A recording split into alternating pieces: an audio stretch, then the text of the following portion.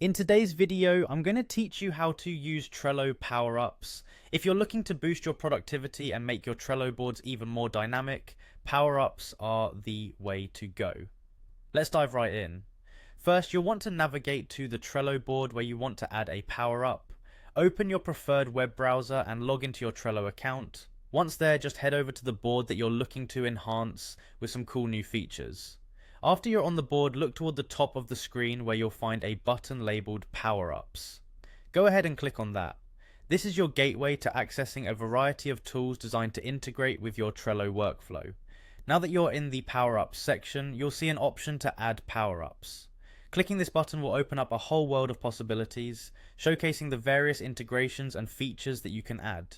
Next, you might want to explore some of the top-rated apps to get started, so click on Featured. This section highlights some of the most popular and powerful apps that are available.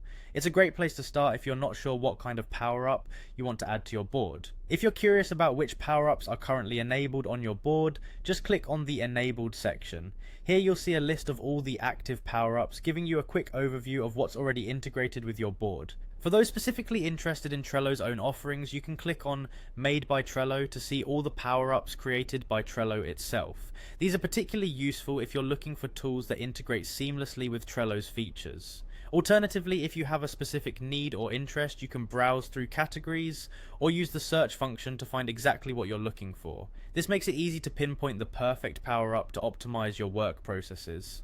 Once you find a power-up that piques your interest, simply click on Add next to that power-up's name.